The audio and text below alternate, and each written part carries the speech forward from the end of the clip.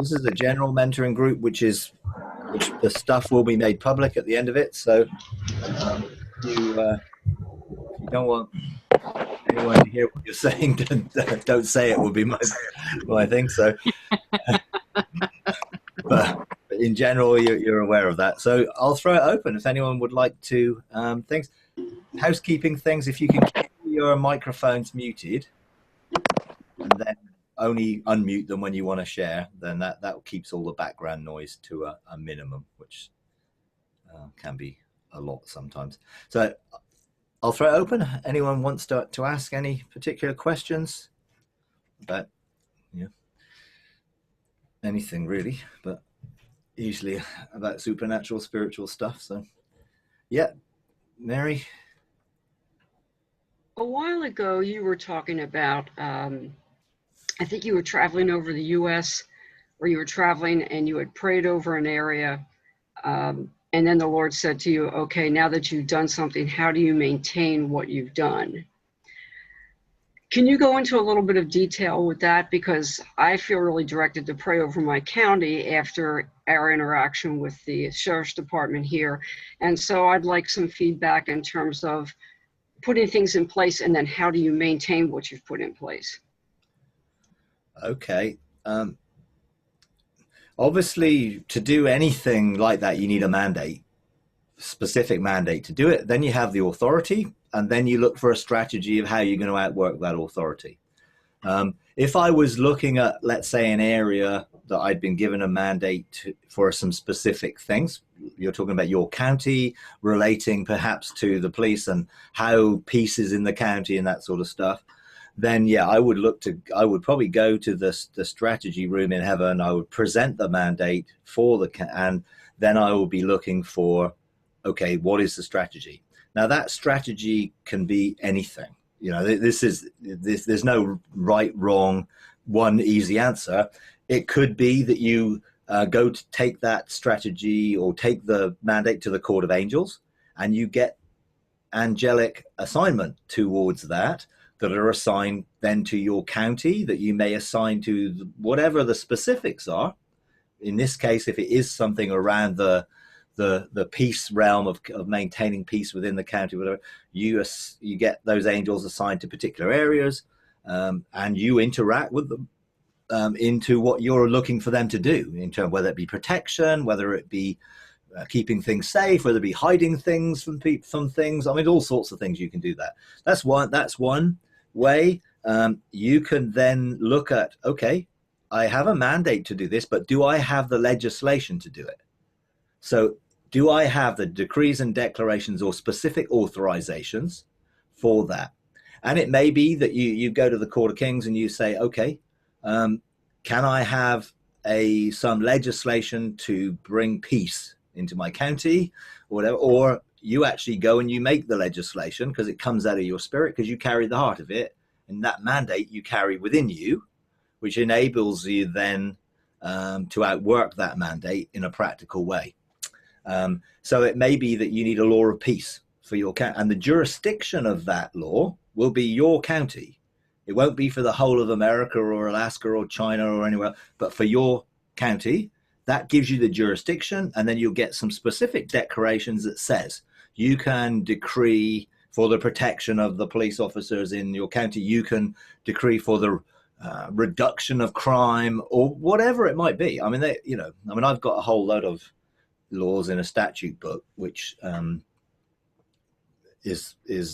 people can use, but everyone really needs them for their own life and their own areas where they're called, because they will have, because I'm sort of have such a broad area, a lot of the legislation I produce is for the whole Joshua generation or something. So they're quite widely available to be used. But we do have some for our very specific area here that couldn't be used outside because the jurisdiction is here. So, make sure you have what you need to legislate. And then ultimately, you're going to have to deal with the atmosphere because that atmosphere is not just going to change or go away through what you're doing. So there may be a strategy. Part of the strategy is we need to establish something on earth which actually is agreed with heaven, in which we're going to make sure we're not living under that atmosphere, that then gives us a measure of authority to work with the angelic realm again in dealing and clearing with that atmosphere. And that might be you and Joe, who create your house as an embassy of heaven, and you look at the atmosphere and you deal with anything in your own two lives. Then you can then begin to say, under this house is an open heaven, not influenced by the atmosphere above us. And then you then look to expand that area that you have influence over and see, the correct principalities and powers and rulers enthroned in that area. They can be enthroned over your house to start with. And often everything starts with something smaller, which then expands bigger. Most people try and do the whole thing without ever establishing a foundational place to do it from, and it doesn't work. They try and tackle the whole of New York, or they try and tackle the whole of Atlanta or something, or and it ain't going to work. You're not going to have the authority to tackle a city if you've not established authority in your house. So, in this instance, that would be where I would encourage you to start. We're going to make sure we're going to this house. As for me and my house, we're going to have an open heaven. It's like, and we're not going to be subject to the atmosphere that's over our county. We're going to be free from that atmosphere, and then we're going to then, from that place of freedom, begin to expand that outwards. And that might require court cases or other things to deal with the legal things that may be in your county, things that perhaps may have already been done, or you may have already done, spiritual mapping and stuff in the past. The difference in what was done in the past and what we can do now is that we needed to be seated above in the realms of heaven to do it. Before, all the spiritual warfare stuff was all done below and end up with people being under the atmosphere rather than above it, and not successfully being able to do it, because only those things that are under our feet are under our authority. And if we're under their feet, we're under their authority, which is why we must make sure that we are not. And then as we're faithful to do that in our own lives and in our own situations, we'll see that expand. The situation you were referring to, I think, was I went to Germany, I think in 2014, and I did a seminar in Germany. I was looking in the realm of the spirit and looked and saw a white dragon flying around this mountain. And I was naive and didn't know what I was doing in reality in those days, doing my best. And I was caught up in doing this conference and sort of shared what I saw. And the people said, well, can you get rid of that dragon? So I said, okay, yeah, let's come into agreement then. This is your nation, but I'll come into agreement with you. If you want to give me authority to deal with the dragon, I'll deal with it. So I did. I dealt with the dragon, and I was flying home from Germany, and God spoke to me and said, you do know that you are now responsible for that place, because there's now a vacuum which needs to be filled. So I thought, no, I'm not responsible. It's not my country. He said, well, you killed the dragon. And it was like, okay. And I thought, well, I really don't want to be responsible for Germany. Thank you very much. So I found a solution in which I went and engaged with some angels, and I saw them engage with that mountain to protect that place until people in Germany were raised up to take the positions of authority, which in reality, I thought that they were, and that was part of the deal. It's like, God's going to give you a mandate to take authority here. Well, they didn't take it. And then I discovered that was a big issue of taking responsibility and not wanting to do that. And so in fact, I never went back. But I did send some others. I liaised with another ministry who were more preparatory in preparing sons to take responsibility. And so as far as I'm aware, those angels are still there waiting for people to step up and take those positions of authority. So I was a little bit more circumspect. The next time I did it in Ireland, and I made absolutely sure that the bench that I was working with knew their responsibility if we were going to deal with this thing that we saw. So I didn't fall into that one again. But in your situation, you're really looking to, find a strategy that enables you to administrate what God wants you to do in that area. And I think that's And I did receive a scroll. I don't know everything that's on it yet, but I'm not really worried about that because I figure in due time I will know what the proper steps are. The one thing that I did really feel impressed about, like one morning at 3 o'clock in the morning that I woke up, is that our county, we have what's called I-75 runs through our county. It is a north-south director, and it is one of the big thing, drugs coming up from Florida. This is one of the corridors. And we also know that there's another road specifically close to us that is an east-west where it's coming from Alabama, of all places, the Alabama drug trade coming across. So there is a lot of, if you want to say, wholesale drug transportation going through. And so I really believe that's one area that to start concentrating on. So I was just sitting there with the Lord. I said, well, what kind of things could we do? Could we have it that as soon as it crossed the border, it became inert and was no longer any good? That the chemical composition of it, as soon as it hit the county of Bartow, it ruined the chemical composition, that what you were transporting was worthless junk. I was just bouncing things back and forth to him. Could we have it that it just disappears in transit? It's there, and as soon as you hit the county, bam, it's gone. I was just bouncing all these ideas because thinking, well, yeah, these are possibilities. Now, I don't have the authority yet to do something like that, and I wouldn't really know what I was doing, but I was just bouncing forth back and things to him, what kind of things could be possible solutions that would discourage the trade coming through here, but would also protect people that would have participated in it, that they get something and guess what, it's worthless. It doesn't harm them at all. It doesn't solve their problem, but it would end some of the opioid problems that we have here going on. The other thing that I've been doing, which I was really encouraged, I was in the 911 center on New Year's Eve for a couple hours, and we've had a lot of rain here.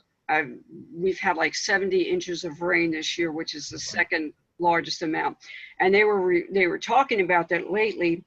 Their call response has been down. It has been dead. It has been so quiet. And I was thinking like, yeah, I wonder why that's happened, because I've been praying over the county. So they were really saying, oh, you came in and it really wasn't that active. And I'm thinking, yeah, I came in and I saw the result of prayer that things had dampened down a lot. But I still know there's a lot of work. So I just wanted to ask you in terms of moving forward, proper things to do. And like I said, I'm not going to jump in anything that I don't have the authority to do, but you've given me some direction to work on. Yeah. And definitely those sorts of things are possible.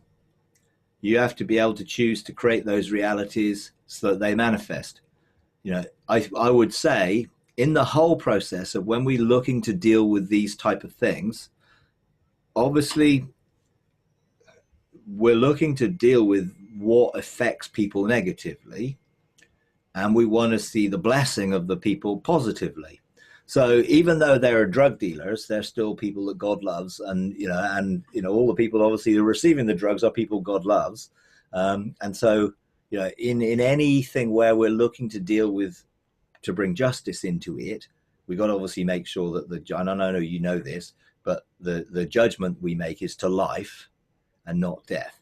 So some of it I would be looking to tackle the drug dealers and the wholesalers and the people who are actually bringing it into the country with love bombs, and that they would see the light of God and experience God, and that would stop some of the trade because they would actually realize what they're doing is wrong.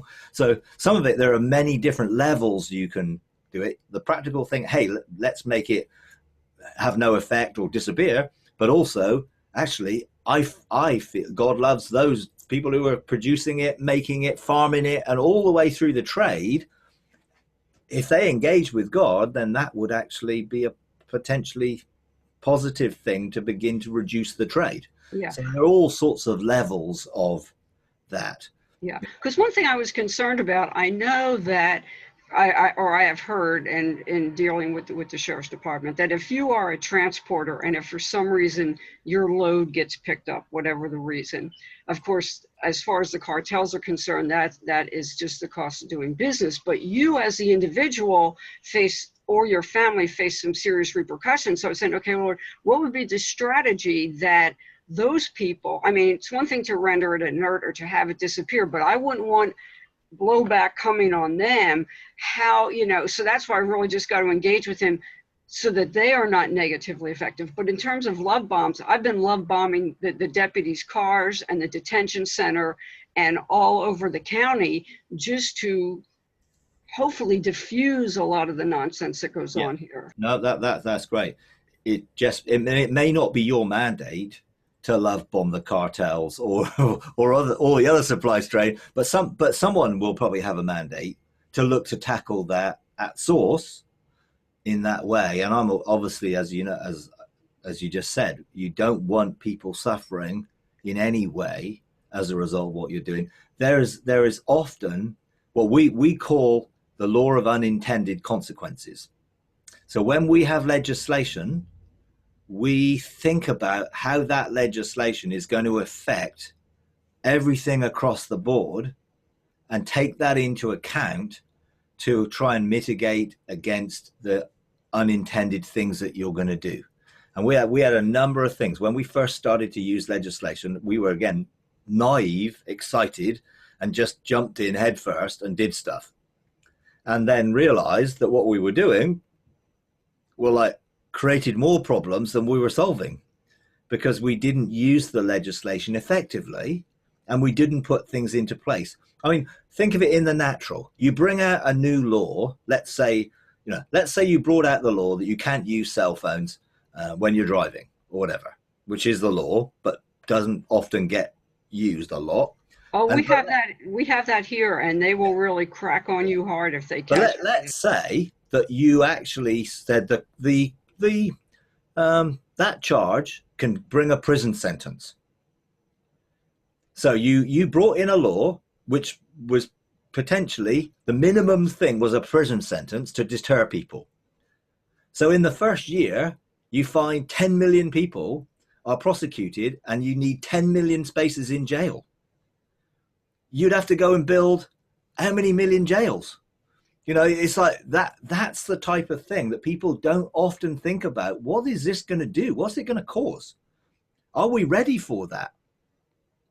And I believe there are people who are legislating for things that are hidden in darkness to come into the light. Rightly so. But when they do come into the light, that has an effect on all of those people that it's affected in darkness. And all of a sudden, their situations being brought into the light could create huge emotional issues.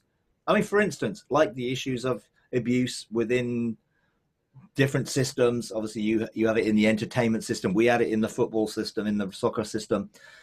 It brought out, and we had firsthand within our day center, a guy who had been in a football academy and had been abused and was now homeless and an addict. Primarily because of the trauma of that abuse, which had never been dealt with. And he buried it. And now all of a sudden, all the media, TV, papers are all publicizing, and they brought out his football club and the guy who abused him publicly into the light. Now, this brought up in him all the emotions that had been buried, and all of a sudden he was very, very vulnerable. Now, fortunately, we were there, and he was the first time he ever told anybody about it. He shared with one of our workers, and they were able to support him. And eventually he was able even to go to the phone line thing and went to court and actually which brought him some closure. But he could have gone and taken an overdose. He could have gone, because bringing things into the light is good, but is the support there in the way? that facilitates those people who are then vulnerable getting the help they need. So we do have to think about the bigger picture when we do legislative governmental things, because it is key. You know, the first time we used a law was the first law I ever produced. And I was very excited, and we had a strategy that God gave us for adopting this law. And then we just said, yeah, great, we've got this law now. And the next Sunday, and this was a law of fatherhood and sonship, the next Sunday I was away doing something. And in the meeting, it was like everything just, the father came and started engaging, particularly men, but women as well, in an intense emotional way to reveal father wounds and to bring healing to them. Well, we have a therapeutic community of people who are in recovery, and they all have father issues of one sort or another. And two of them ran off and got drunk because they could not cope with the emotions that surfaced, because no one thought about putting into place a ministry team, making sure people were whatever. They went back to the therapy. Some of them went back to the therapy community and were like in so much turmoil that it caused hassle, because we didn't think to tell the therapy community that we had things that might highlight the issues of fatherhood for their community. So we learned the hard way to think about how you implement a law, and don't just go and do it sort of in a sort of shotgun method when you need a sniper's rifle to use something sometimes. So yeah, it is. Yeah, that is something to bear in mind, because I think we get excited sometimes when we find we can have the authority to do things, and don't always look at the consequences of what we're going to do in that sort of way. Anyway, so yeah. Okay, that helps. And again, I'm going to go real slow on this and just take it one step at a time. Okay. All right. Anyone else want to ask anything or share anything?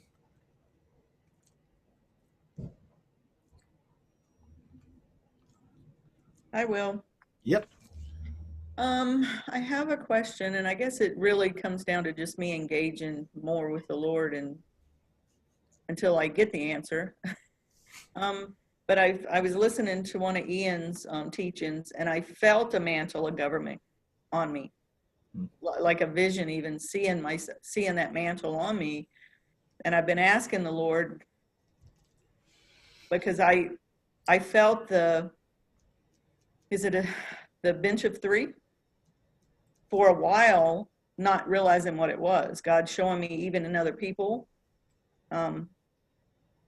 that he had me engage in, or even prophesying over, and I was speaking stuff out. I didn't even realize what it was until I started listening to Ian and your teachings about the government of God. I'm like, oh, that's what that was. I didn't even realize. But even just for myself and trying to engage with the people that I think is part of the bench, and getting, I guess, moving in the right direction with what God wants. Sure. Okay. I mean, that's quite a broad question in one sense, because a mantle of authority can be for many, many different things.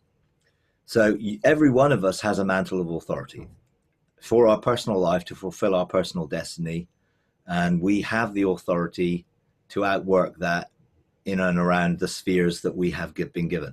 So a mantle of authority will always be towards a specific sphere of area that you have jurisdiction in. Now, all of us have jurisdiction in our own lives. And for some of us, that may involve family, it may involve our workplace, it may involve our neighborhood, it may involve our city or town or whatever. And that's the level that we have that authority, and we know the jurisdiction because that's what we live in, that.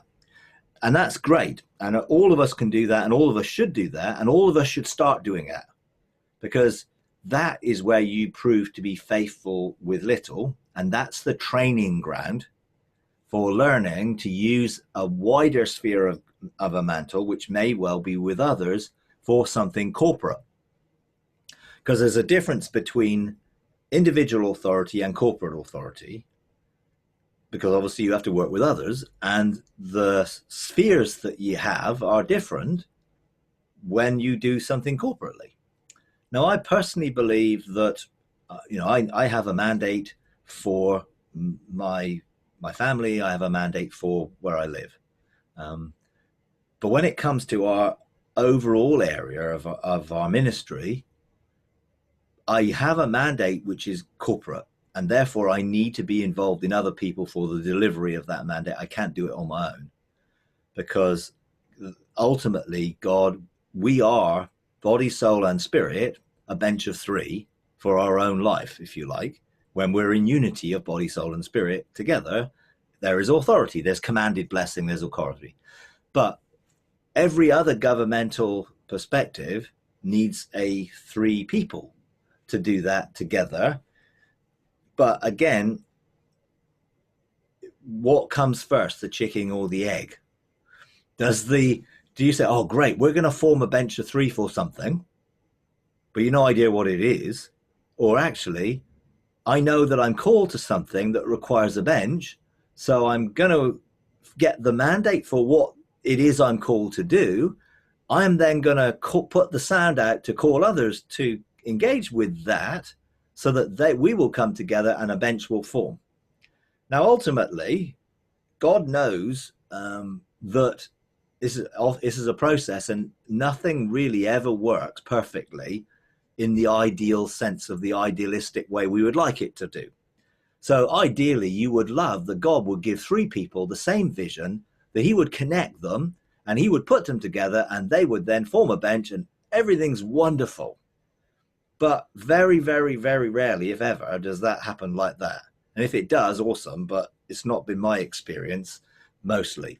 So what usually happens is someone gets a vision from God, someone gets a mandate to do something, and they then think, well, how do I do this? What am I supposed to do? How am I going to do this? And they often get to that point where it's just like, I don't know how to do this, so I'll put it on the back burner and I'll just wait to see what happens. What the best thing to do is not to just wait and see what happens, but to be proactive in calling, releasing the sound of the vision, letting the sound or the light of that vision go out, declaring and decreeing, get angels to take out the vision, to go and engage with the other people who need to be involved in the vision, or whatever it might be. You can be proactive without being presumptive, because there's a degree of what you can do in preparation for what is going to take place without trying to do everything on your own. One of the first things I would always encourage anyone to do, if they feel they've been given a mantle of authority for a specific blueprint to do something, is to clarify what that is, so that you can write it down in a clear enough way, or describe it in a clear enough way that other people would be able to get it. And, Habakkuk 2:2 says, write the vision and make it plain, then people can run with it. So I encourage people to get a clarity of things. And there's three questions to ask. What is it that God is asking you to do? So what's the mandate for? What is that blueprint for? Second thing is, and this is the one that people often don't do, why does he want me to be involved in that? And it can be as simple as, well, that's part of my destiny, it's his heart, so I'm connecting his heart, whatever. But most people jump from what is it to how am I going to do it? So they start thinking about how they're going to do it without first clarifying what it is, or actually knowing why. Because often, if I talk to anybody, and it may just be me, and they say, oh, I really feel called to this, I will firstly ask them why. Why do you feel called to that? And if they can't answer, then they don't understand the heart of God towards it, or they don't understand where that connects to their destiny, or how that outworks in who they are in God. They don't understand that. So we always ask those questions, and we then look at the how, because the how will come with it, the strategy, and it will have the spheres of authority within it, or whatever it might be. Let's say, you're called to establish an ecclesia. That ecclesia will have things within it which are its mandates. So that ecclesia might be to work with young people. That ecclesia might be to work with teenagers. It might be to work with old people. It might be to work with, for us, people who are disadvantaged, who are in addictions or poverty. But we have within that very clear spheres of what it is. So, I would encourage you to take it back to God, clarify what it's for, and then start releasing a sound that will call others who are to be involved with you in relationship.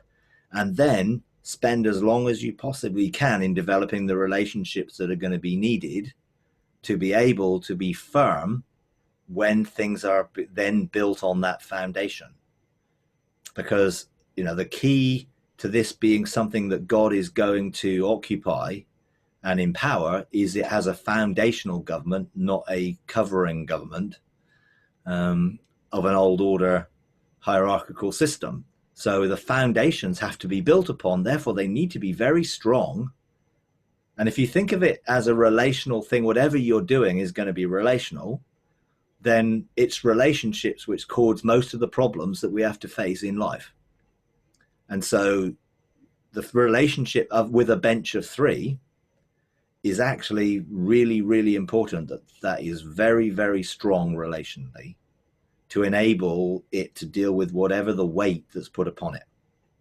And that weight can be heavy at times, and you've got to be able to stand the load for whatever it is that God's doing, And what happens, for me, God said this to me: if I give someone a vision and they're in agreement with me, then there's an agreement and there's an arc formed, which opens up a window for something to manifest. If there is no agreement and only one person has this vision and they don't actually join with me in the vision, then they're on their own and nothing will ever manifest. Nothing ever good will manifest. You can always produce some Ishmaels and some things which are done in our own strength. But when that agreement with God is in place, then someone will get added to that and someone will get added to it. Now, sometimes you get a couple of people, maybe husband and wife, who have a vision, are given a mandate or a blueprint, and you have two people already. So you've already got an agreement. Then they agree with God, and God provides hey, I'm the third in this until there's an actual physical third, And then when there are three people, you're still engaged with God because he then creates a fourth, which opens a window, So it's always done relationally in that sort of way. The key is no one owns this thing other than God. It's his. We are cooperating and co-heiring with him in it, but we don't own it. And one of the biggest problems people find is they don't want to let go of what they think is theirs when it comes to a bench of three. So you will get people trying to be the senior leader of a bench, and the other two are really just there as their wingman, and they do whatever they're told. That isn't how a bench works. A bench works in mutual submission, and it works only in operating unanimously in agreement. And often you find when people look to establish something and they are used to being the senior person, that they operate as the senior person rather than as one of three who are mutually submitted to one another and carry no more authority than each other, but have different roles. Everyone has different roles within it, but the authority is the same. And I've been involved with benches of three being established where the person who established it wasn't willing to let go of their right to it. And that just created problems and a revolving door of people who come in and came out because that person was just wanting to rule it. It doesn't work that way at all. And often you'll notice that people will say my bench rather than our bench, which is often a sign that they identify this belongs to them. And it's their ministry bench rather than this is God's ministry that we're all serving together.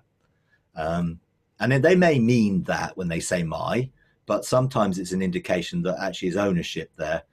For instance, when we established a bench of 3 here, having already had, a lot of time available, I laid the foundation of the church here originally and planted the church. And when it came to establishing a bench of 3, I had to be very clear that I was letting go of that authority and that ownership and only accepting that the other 2 had exactly the same authority as me. Now, I was aware of the dynamics, so I made sure I did that, but not everyone does. And it is one thing to look out for, just be aware. Agendas are often hidden and you might think you're all in agreement and you may not be. One of the first times I helped people to look at, do they have a blueprint and should they be a bench of 3? It was with 4 people and 2 couples, and I spent some time with them. We engaged heaven. God released a blueprint, and they said, "Oh, will you invest us as a bench of 3?" And I'm like, no way, because I could see the writing on the wall right from the beginning, because I could see that they thought they were in unity and harmony, but they were talking about different things using the same words. And so I said, no, what I encourage you to do is spend the next month or 2 really making sure that you're on the same page, that you understand exactly that where this is going, what this blueprint is for. Within a month, they came back and said, we don't think we can walk together. and they couldn't, because they were going in different directions altogether with what they thought this was going to do. And, it's hard when it gets that way. But it's much better to discover that before you do something and establish something, so that you're clear on what you're establishing and how that works. And not everyone who talks about benches are actually doing it from a new perspective. A lot of people are still using benches in an old way. It's just a new name for their leadership, or their senior minister and his supporting pastors, or whatever you want to call it. I mean, you've got to be, just because people use the words doesn't necessarily mean they have the heart and carry the heart of what those words mean. And I've had discussions with people over this, and they insist that there's a senior leader in a bench, and I'm like, well, what senior leader is there within God? You could say, well, just Jesus on earth said, yeah, the Father's greater than I, but he wasn't actually talking about his role within the Godhead as the Son. And I've never, ever seen any conflict or arguing over who's the greatest in the kingdom. That's a human thing, isn't it? Which is what the disciples said to Jesus. Well, who's the greatest? Which one of us is going to be the greatest? And I think that story is there as an illustration of what comes out of our heads sometimes in our need for recognition and position. So, keep pursuing God, but just ask him to clarify what it is. Then you can start releasing a sound and sending angels to draw people to it. Then you'll find that will then begin to work. But it may take time. Don't rush anything. Take as long as it takes to do whatever it takes, because that is key, that we don't make presumptive decisions to pursue something that the timing of isn't right. Often we know that we've been given a mantle, but there may be some preparation that we have to go through in life to bring us to that point where the fullness of that mantle is going to be unveiled, particularly in a public way. So many people have gifting and ability that their character does not line up with, and they end up in a big mess because their charisma and their gift opens a way for them, because it does, and particularly with people who are always looking for the celebrity sort of big person to do something with, that then when then the character issues begin to get observed, it doesn't match up. And some very, very well-known names and ministries end up in that because their character doesn't match the gift, and people aren't wise enough to hold them back and not put them on that pedestal. And just because they're very, very gifted or doing miracles or having awesome teaching does not mean that we could ignore the responsibility to care for each other and look out for each other when it comes to personal issues in life. And a lot of people's marriages get into trouble. A lot of people find when they're put into that public stage and the pressure comes on that they have to maintain an image and a reputation, that creates a huge problem. And then things get hidden, things get buried, things are not brought into the light because of, well, they have this reputation to keep. And, you know, and there's some pretty major people we know. I mean, you know, you could look back at Lakeland in Florida and the whole Todd Bentley thing. You know, that was a classic thing of enormous gifting and charisma and power in doing things. And yet, whatever was going behind the scenes, they were not able to help him to have a good marriage. You know, so we have to be careful that we don't get ahead of ourselves. And if we follow the process and take the journey, then the journey is the preparation that we need in character and fruit within our lives to be able to handle should we be put on a public stage, because not everyone can handle it, you know. And usually sort of some of the more younger people who get very, very gifted can struggle with that because they don't have life experience, and they need others who are more mature to nurture them and to help them with that. But often people get caught up in the charisma of, wow, look at this amazing person who's doing all these amazing things. And they don't actually think this guy needs looking after or this lady needs looking after and caring for and accountable. You know, accountability is not a bad thing. It's just saying, hey, I'm in relationship with people who are going to look out for me and hold me to the lifestyle. Because again, people often start off with an amazing relationship with God and then get so big in what they're doing in terms of, that they're traveling all over the world and they're doing amazing things and conferences and everything else, that they don't maintain that relationship. Because that's where it all came from, but they don't maintain it, and therefore they end up getting into the works of the flesh because they have to maintain something which the relationship isn't actually sustaining. Everything must flow out of a relationship from our relationship with God in that way. And if we're too busy to have an intimate relationship with God and have the time for that, then we're too busy.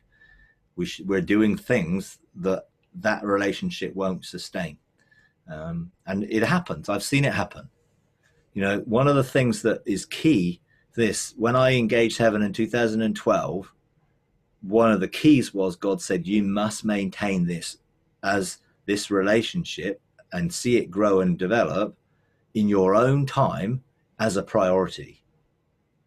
So I make that a priority in my life, to give my priority time to relating with the Father and having intimacy, that everything else can flow over, you know. And if I don't have the time for it, then I don't have the time for anything else, because nothing is going to be effective if it's not coming out of that relationship. So pursue that more than anything else, really. So, okay. All right. Anyone else got anything they want to throw in? Hi, good morning. Yeah. I just want to say thank you for creating this platform, and it helps so much, the different gems that you throw out, as far as like Dr. Leaf's book, the Blue Light group that meets every Monday. Those are very helpful to me and I just wanted to thank you. But I did have a question, very quickly.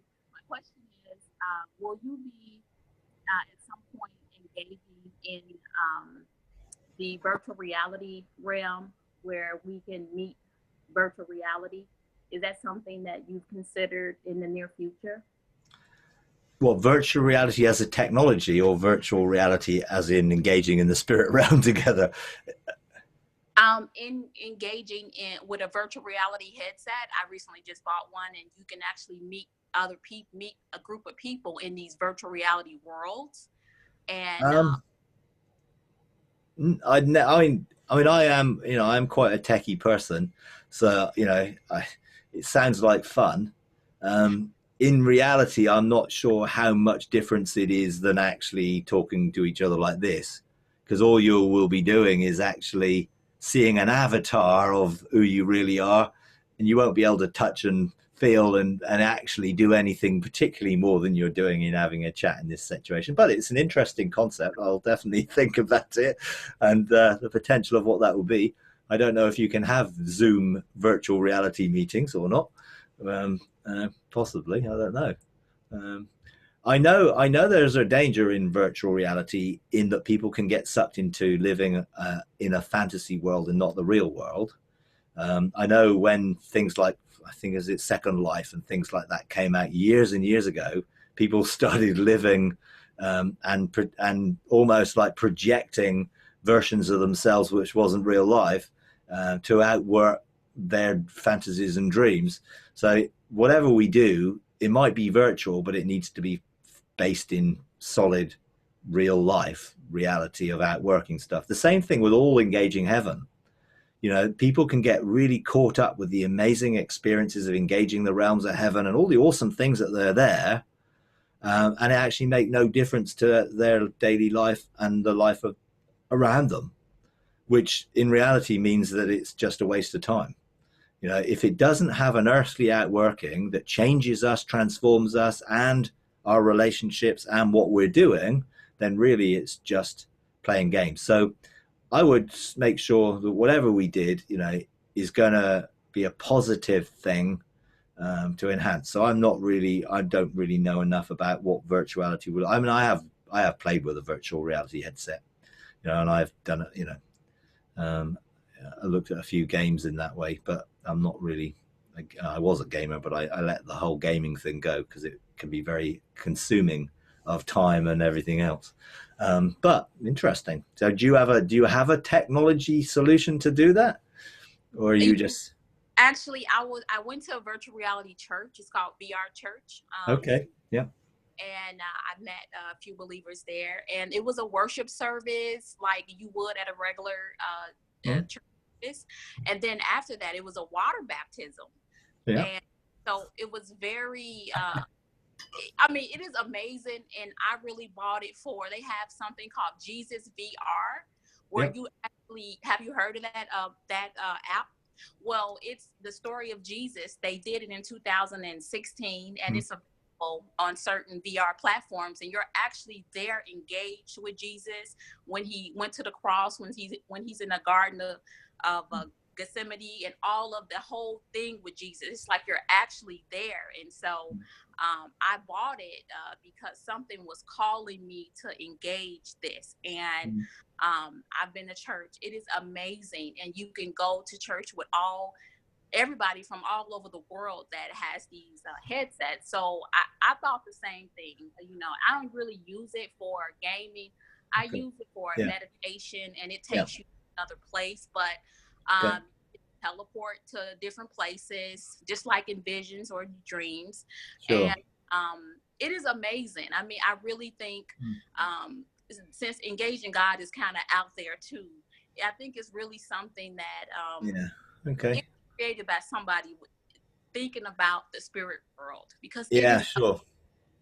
Yeah, I can see what you're saying. I guess I wouldn't have any need for it because I can do all that stuff without having a technology to do it. So it probably wouldn't be something that really gripped me in that, but it could be, again, part of a process of helping people. But what you've got to be careful is that it isn't real. You know what I mean? It's like if you are going to engaging something, it's only then going to give you the encouragement to engage in the reality. Because I know, yes, you can go to a virtual church, but how much relationship is there that's honest and open and transparent relationally in a virtual church? Can you sit down and have a chat with somebody, and or are you just part of a virtual thing and there's the music and whatever? Because relationship is real people relating to one another in an intimate way, and some of these things can be potentially substitutes for that, so that people don't have to relate in a real way. Because it's like, hey, virtual church or internet church sounds a great idea, but actually, is there real depth of relationship and real relationship in it? Or is it just a way of fulfilling something which actually doesn't have a solid foundation of relationship in it? And I don't know, because I've never seen it or attended it. But I would think, unless there's a way for people to actually really relate one-on-one, then that's not actual church. I mean, church is people gathered in relationship with one another. And yes, you may be able to gather virtually, but that really is only doing something. It's not really real life, is it? It's not a real life engagement where you can hug somebody or where you can cry or laugh or whatever in a way which people are going to interact with you in reality, not just in a virtual thing. So it's an interesting concept, and I'd be quite fascinated to actually see it, I guess, just to sort of, hey, what is this sort of experience? What does it look like? But I still think, Jesus didn't come he didn't come as a ghost. He didn't come as a virtual thing. He came as a person that met with flesh and blood people, and now he sent his spirit to relate to us flesh and blood with people. But interesting, I'll certainly bear it in mind when it comes to looking at sort of how you interact with people. It certainly in some scenarios, in some countries, it could be helpful for those who can't meet together because of persecution or because of other difficulties of distance, whatever. That certainly would potentially be better. And in essence, what we're doing now, if we were all with headsets on and we all had avatars, would it be any more or less real? I don't know. Unless we tried it, you wouldn't really know whether it enhanced the experience or didn't enhance the experience. Some of it's sort of one of those things you won't know until you have a look at it, I guess. I can see potential things that could be useful. I could also see some of the things which could be potentially harmful in getting people out of real life. I know so many people who are engaged in heaven, and the thing that people, when they talk to people about it, holds us back giving a good report of what those things are in heaven, is people look at people's lives and say, well, what difference is it making to you? What practical difference are you talking about doing things in heaven? Give me the testimony of where it's done something to change your marriage, or have a better thing with your children, or change your community, or deal with, what we were talking earlier, deal with the dynamics of crime in your community, or the dynamics that's going on.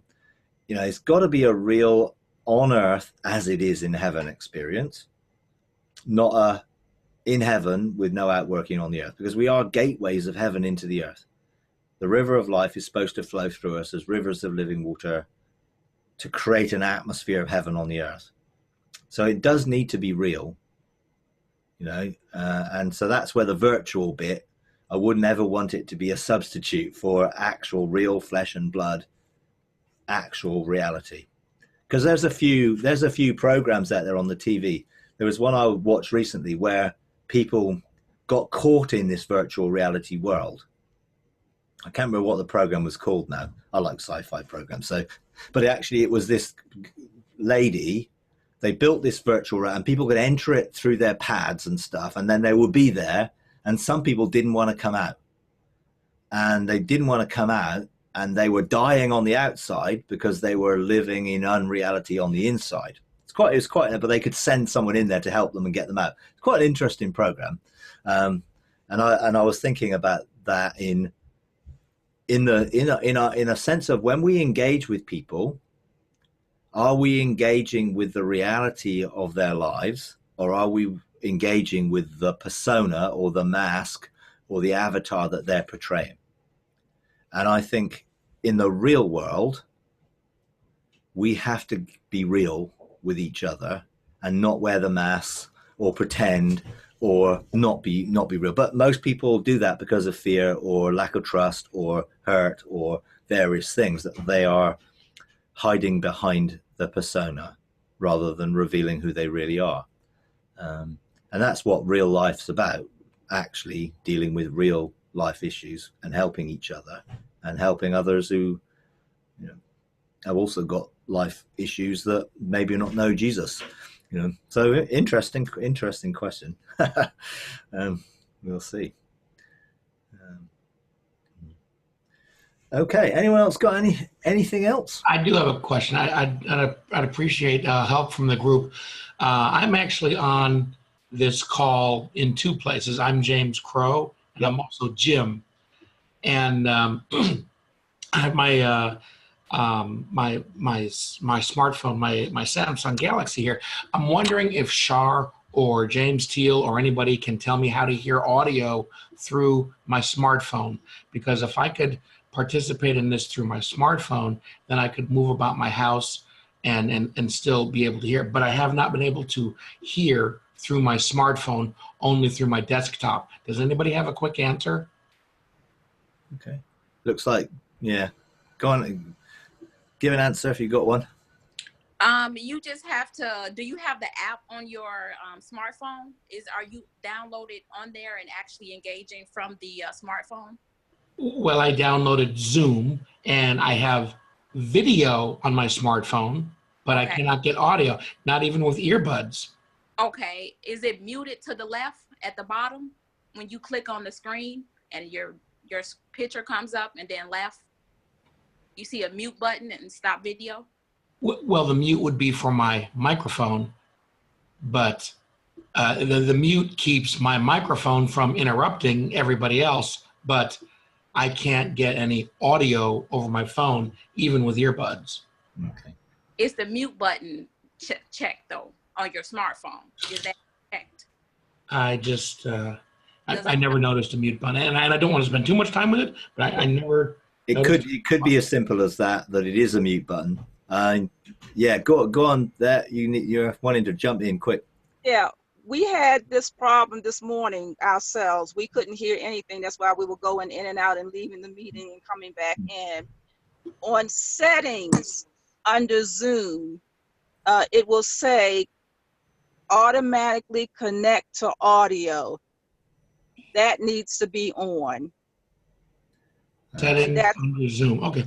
Now, because I will, Shar was mentioning mute down at the left, and I do have a icon that says audio, and it's X'd out, and it says call via device audio. So, yeah, but I hear talking about settings. We had that too, but just go to settings under Zoom, and I think you can only do it when Zoom is not on. So go to settings once this is off, and then you'll see a little tab that says automatically connect to audio. Make sure that's on. Okay, good. I really appreciate that. Okay, awesome. Yeah, it's quite difficult from this end because I never do it on a phone. So I don't know what anyone else is looking at. So, you know, people who've got iPhones or pads or whatever, I see folks in their cars, and I happen to be at home. It would have just been great. Well, for the future, it'd be great if I could walk about the house doing things just like or if I need to go in my car. Sure. Yeah, absolutely. I have a quick question. Okay. Our family has a commercial building, and some of our tenants have given notice they're moving out. So how would you recommend us getting new business, new tenants, tenants who pay, that type of thing? In the same sort of way that you legislate for everything, you know, is establish it in heaven, start calling, issuing a sound into the atmosphere that calls the right people, actually think about who the right people will be. Ask God to give you insight into, because some of those people may be people who you'll be able to help, or are going to be in a situation where God is going to bring them to you for a particular purpose. So again, what's the mandate?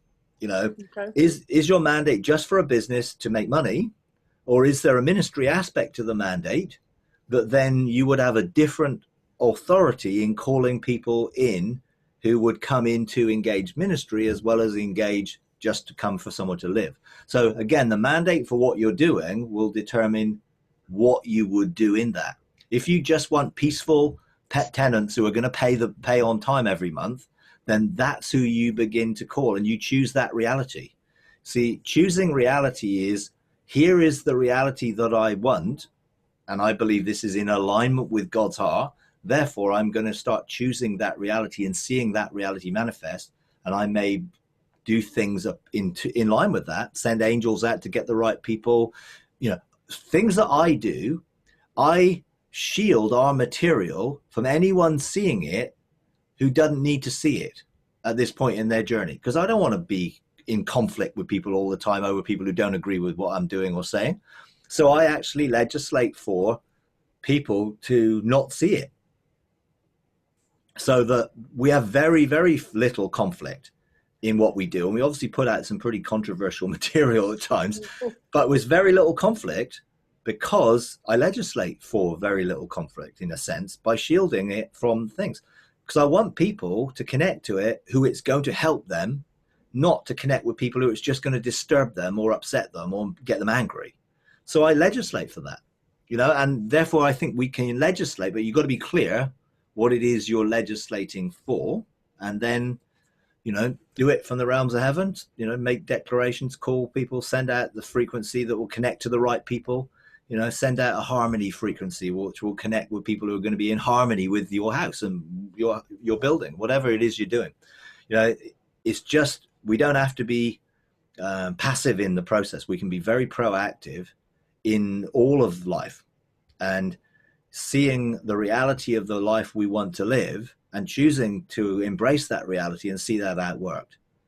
And that can be supernatural in that it can do things which were beyond the natural realm, hence being relocated and translated in time, space, and all that sort of stuff, but it also can be very practical and very real, and very much sort of, the right people coming that you are going to call into being, because you're choosing them, and you're choosing the reality is they're going to come, they're going to see the adverts, they're going to connect, and when you put the advert out, put the intent into the advert. Intent is so important in how we engage things.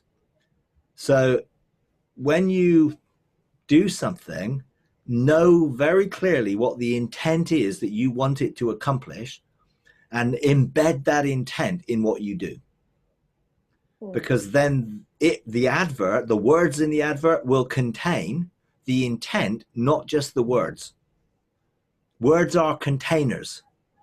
And actually what the intent is behind it can determine whether that word is received positively or negatively. Because an intent could be, I am saying these words to cause someone harm because I'm angry. Or the intent is, I am saying these things in love, to bring about change and transformation for that person, rather than to fulfill my anger because I want to express how angry I am with them. And the words can be very similar, but the intent can be different. So it's the intent. So put an intent into adverts, put an intent into everything you do to draw the right people to what you want to actually be fulfilled. That's sort of some of the practical things you can do. It's almost like, what is your mission statement, or why are you in business, that type of thing. Yeah, that's to start with. Yeah, that's where you start. Then when you're clear about what it is, then you can do things that align with that. And then you can then be clear on what you're doing and why you're doing it. And there's no confusion, mixture, whatever. If it's a pure business, then you're in business to make money and with the minimum possible, with the most efficient way. That's what it's for, because that would be the mandate. And therefore, what you do in that will be very different than if you're in ministry to help people in the situation, which is different. There's different mandates, different things. And the intent would be different in that. You know, you want the right people who actually could be the people who are the most disruptive, but they're the ones you can help the most. That's the ministry. But if it's just to make money, you want people who are going to cause you no trouble and are going to pay on time all the time without any fuss. You know, and that will be a very different intent for the type of people that you want in that situation. You know, we can't have a day center here that has people to come in with no problems. Otherwise they wouldn't come. They're here because they got problems. So we have to have within that intent to know that we're going to be drawing people who are the most difficult people to handle. So we have to put in place within that, we can't get angry with them because they are difficult people, because actually those are the people God's called us to draw. So we've got to be prepared for them. And, you know, that's not always easy, obviously. But, you know, if we had a different ministry towards different group of people, then things will be different, but we don't. That's for us. So we got to be prepared, you know. So it's, get clear, and then, you know, you can go from there, really. So. Okay, thank you. Okay, I got time for one more question. If anyone's got any. Hi. Ray. Hi, how are you? First of good, all, thank you for doing what you're doing. I'm unlike everyone else, I guess. I'm a newbie, really a newbie. So I would like to know how to get started with what I have. I live in New Jersey, and I have how I got to get where I am. Someone gave me your information in Florida. I was at a conference, and I've been experiencing over my life supernatural things in ministry. I pastored, long story, 13 years. And then I stopped pastoring because it was driving me nuts, because it just wasn't what I thought it was supposed to be. And people thought I was crazy, but I was like, no, this is not it. I'm sorry. It's just not the right pattern, because I learned the historical way, you know?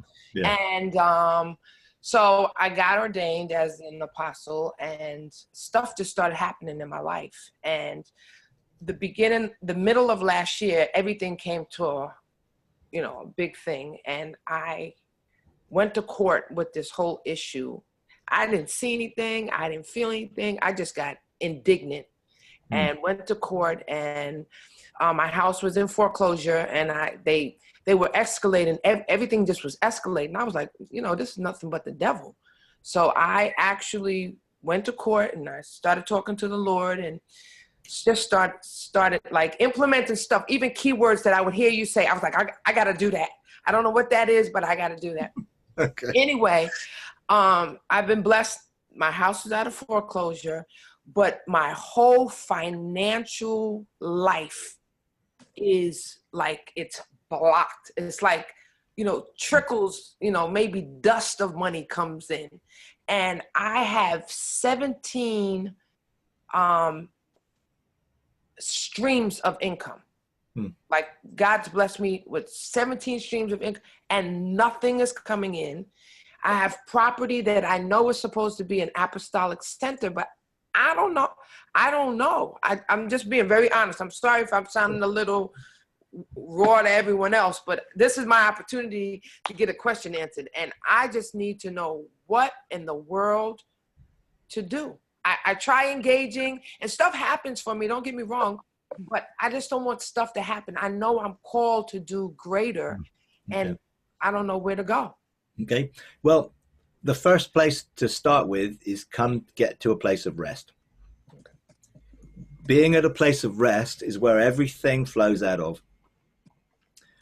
Because yes, you may be called to do, we're all called to do things, but that isn't the highest purpose that we have in life. The highest purpose is an intimacy and a face-to-face relationship with God, which brings us to a place of rest that things then flow out of. And so it's a long, the whole Engaging God program is so long because there's a whole load of stuff in it that are part of my testimony of my journey of me coming to a place of rest. Take the focus off an agenda and put it back into relationship. So rather than, oh, well, I need to meet with God because I need answers, I just want to meet with God because he loves me and I want to engage with him. So it's coming to a place where, you know, you put aside the agenda, and as you enter into a deeper intimacy with the Father, with Jesus, you'll find that those issues that you're concerned with will get clarified, because some of the mixture of motives that we all have towards them will get highlighted. You know, when I engaged in 2010, engaged heaven, entered into this whole different phase of ministry, God then had to take me through, if you're going to go any further than this, there is some major transformation you need in dealing with the separation and reintegration of your soul and spirit. So I went through a 4-month period of intense challenge to that until my soul and spirit were separated and reintegrated in a way. And there are all milestones and different things on our journey. It's a journey. And sometimes you have to look back at where you started on the journey, because that contributes to how you approach a journey and what you see a journey as. And the best way of doing that is to just focus for a season in the intimacy to get the heart of God for your life, so that you know his heart. Then you see, when you know his heart, you can do things in multiple different ways. It's not fixed and rigid. You know, he gives you the creativity as a son, when you're all sons in that sense. I get it. Yeah, to be able to do things creatively. Now that means it's not a fixed, well, this is the only way. You know, I was brought up in a thing where there was God's will or not God's will. And if you weren't doing God's will, you weren't doing it right. And then I heard someone talk about, well, there's a permissive will of God, and then there's the express will of God. Okay, well, how does that work? And it was even more confusing. And then when I began to realize the nature of God and my destiny and sonship, it was like, there are no wrong ways of doing this. They're just your ways of choosing which way you'd like to do my heart. So here's my heart. How are you going to do it? Whichever way you'd like. So you then find the freedom to be able to do things comes, so you're not restricted in having to do things in a particular way, which is conditioned by whatever religious things that you're talking about. Because we all got conditioned. We're all conditioned into certain things. And that conditioning will be broken down as we discover a deeper intimacy with God, and it will challenge our thinking, you know, and it will challenge, oh, I didn't even know God was like that. Yeah. And I didn't even know I could be like that. It does work that way. If you go back to the beginning of the Engaging God program, we've put in the beginning, which it might be useful for all of you to know, a little exercise which is about entering rest. And when I did the deconstruction of the mind intensive here in October, I did a session on meditation for rest. And that was encapsulated what I've learned in my life about how to engage with God in intimacy on a daily basis. And the first 3 steps of that were and it's summed up in the phrase I use lots and lots, which is live loved, love living, and live loving. And that is live knowing you're loved, then live in joy, because life takes on a whole different perspective when you know you're loved, and then you live loving. In other words, you live in peace, because you're going to live at war with no one or nothing. That will bring you to a place of rest. And from that place of rest, it's much easier to hear, it's much easier to flow, it's much easier to discern than trying to hear. Well, I need to hear the answers. I need to, which is way God wants me to go. I'm stuck. I don't know which way to go. And all we're doing is trying to hear an answer rather than engaging with the solution. Because God is the solution. He is the answer that we engage with, but not for the answer. Because if you're doing it with an agenda, it's not unconditional. And God loves us unconditionally. He just wants a relationship with us. So I would encourage you in that sense to just come back to a little bit of a place of rest, which makes it easier for you to come to a place where things make more sense and are clear. Then the decisions you make from that place are going to flow out of the relationship you have, rather than coming out of our memory, history, experience, knowledge to do something we're going to do. And sometimes God allows the things to dry up and the streams to dry up because it draws us back to, hey, I just need to come to you because you're my provider. Right. And all these streams may be blessings that you've done, but actually, am I looking to them for my provision, or am I looking to you? And actually, I need to know your love and I need to trust you, because when I live in love, joy, and peace every day, I yield and surrender my life in trust that he is my provider, he's my protector, and he's the one who's going to direct me. And therefore, I don't have to do that myself. It will flow out of the relationship. So yeah, just sort of take a little back step, spend some time, just getting to that place where you can rest. And if you can't, then again, ask God to show you what are the hindrances for that. And that might be an accusation in the court. It could just be a way of thinking that you have, but he will deal with it, because his heart is to bless you and to see you fully functioning in relationship with him as a son. But if he never did anything functioning, it doesn't mean he would still love you. We tend to focus on that because I got to be honest, I think one of the things God is showing me is how much I used to live under the law, and I never knew I lived under the law. I thought I lived in grace, but I realized that so much of what I thought Jesus was saying to me, he wasn't saying to me at all. And it didn't apply to me either, because it was mostly said under the old covenant to a group of people who were in covenant, the old one. Now I'm in a new covenant, and actually Jesus didn't say a lot to people in the new covenant. He spoke mostly to people in the old covenant. If you look at the four gospels, Matthew, Mark, and Luke are talking to people in the old covenant in different ways. John is talking in love in the new covenant. So when you get a phrase like, love the Lord your God with all your heart and mind and strength, and your neighbor as yourself, we all think that's a really good thing to do, and it is, but it's a law. It was come from Deuteronomy. And Jesus didn't reapply that law. He was talking to them in the context of the law of, well, this is what you need to do. Well, actually, we don't have to do that. And if we're trying to love the Lord our God with all our heart and strength as an obedience thing, there's no relationship in that, and it's not real love. It's actually an obligation which we have to fulfill. Now, I realized that a lot of my life was fulfilling obligations which were actually under the law. Now, what did John say that Jesus said? Hey, I'm going to give you a new commandment here, which is not a law. And what did he say? Love one another as I have loved you. So now you have a relationship in which you're loved, which empowers you to love other people.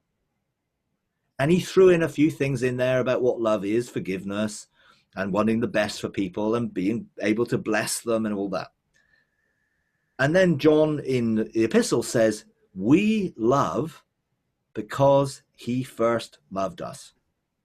So if we focus on getting loved and being loved and living loved and being loved up to the fullness with God, then all the rest of the stuff is so much easier, because we won't be operating out of law or obligation or duty or trying to get something out of God by getting brownie points or earning things or doing all the ministry because that's all what God wants me to do. He really is primarily interested in relationship. And if we live loved, life will take on a different perspective. It will bring us joy to live. And then we can live in peace with people because we're able to love them, which Jesus said, love your enemies. Love your enemies and bless them and pray for them.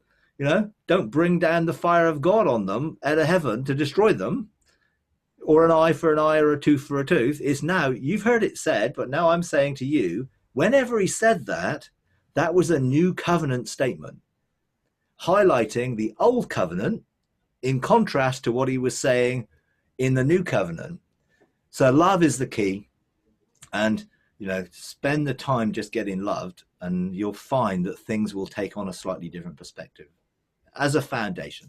So I'd encourage you, go back and look at that little exercise. It's only part of the exercise, because this meditation thing, which I got a booklet for, is basically 7 steps, which I live from. This is my lifestyle. But I always start with love, joy, and peace. And that's the foundation of rest. Everything flows from rest. That's the place and Jesus said, all who are weary and heavy laden, what did he say? Come to me and find rest. And why are we weary and heavy laden? Because we've been carrying our own burdens and under the weight of our own expectations, that we're worn out doing things in our own strength. Come to me and find rest. And it was very simple. Hey, be in relationship with me. Take my yoke upon you and learn from me. Learn from me. So how am I going to learn from Jesus? Well, he's going to demonstrate and show me in relationship what he means by being gentle and humble in heart. And I will find, it says, you will find rest for your souls. And if we keep coming to Jesus, we will find rest for our souls. It may well be that we need to stop doing some things to be able to give that priority to entering into that rest relationally every day, that then things will take on a different perspective that we can flow out of, if that makes sense. Thank you. Okay. All right. I'm going to leave it there. I'll be running out of memory space on Zoom in a minute. But I'll